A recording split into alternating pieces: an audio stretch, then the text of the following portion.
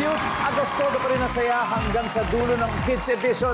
Lumalabang ang Tiny Titans with 243 habang may chance pa po humabol ang Little Champs. So this is the final head-to-head battle. Kyle and Rich, let's go play the final round. Let's go. Come on.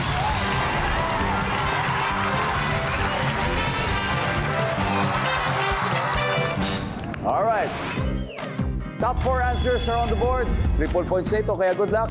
Mag-aalala, si Mommy at Daddy, kapag nalulok ito ni Baby, ano to? Nuts. Okay, nuts. Survey says, wala. Okay. Magwo-worry si Mommy at Daddy kapag nalunok ito ni Baby. Ano kaya ito, Kyle? Maliit na laruan. Maliit na laruan. Nandiyan ba yan? Yes. All right, Kyle, pass or play? Let's play the final round. Ito na. Makahabol kaya sila. Rafa, ito na lang ha. Okay, ha?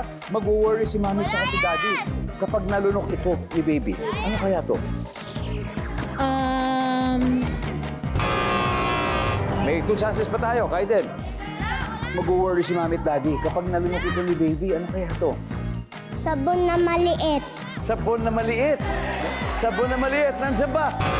Wala ang sabon. Okay. Tiny Titans, usap na kayo. Zeb, magwo-worry si Mommy at Daddy kapag nalunok ito ni Baby. Ano kaya ito?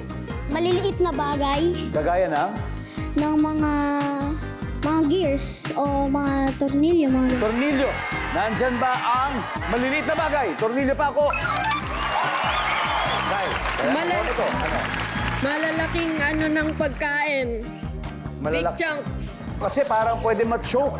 Nandyan ba ang chunks ng pagkain? Alright. Rich, ano kaya to? Candy po. Candy. Gabriel? Candy rin. Candy. Candy Iya. po. Candy, mag-worry si Mommy at Daddy kapag nalunok ito ni Baby. Bro, si Luis, ano kaya to? Candy. Candy. Alam mo, parati silang united. Survey says,